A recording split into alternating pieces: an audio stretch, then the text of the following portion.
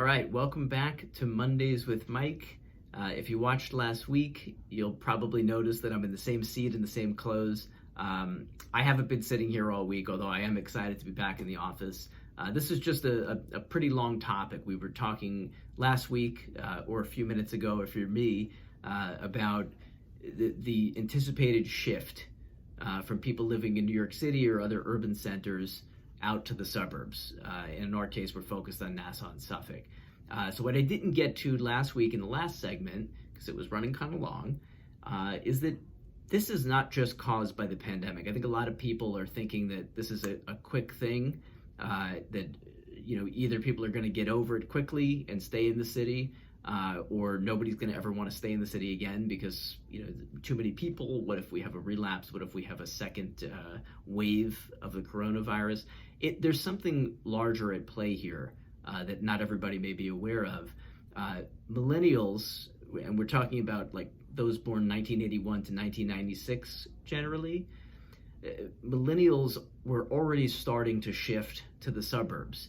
And that's not new either. If you just go back 20 years, Generation X started to do the same thing. They were shifting from New York City to the suburbs, hitting that second phase in the career, able to afford more house maybe, or starting a family, whatever the reason may be. This tends to be the trend, is as a generation hits their 30s, and I think there are about 40 million millennials right now that are in some phase of their 40s or 30s. I'm aging myself, or entering into their 40s.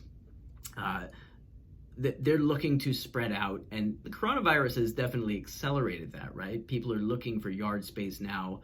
I think one of the things we're going to see are people looking for that extra bedroom, not just so that they have room for family to grow or for extended family to stay over, but so they can work from home more often.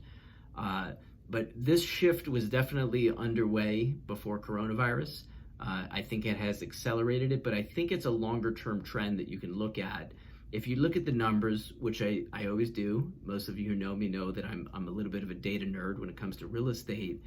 The gap between vacancies in apartment rentals and office and commercial use between urban rentals and suburban rentals has shrunk 87% since the peak, which was in 2011. Now, if you think about it, if I told you in 2000 that Generation X, generally speaking, was starting to shift to the suburbs, who was taking their place?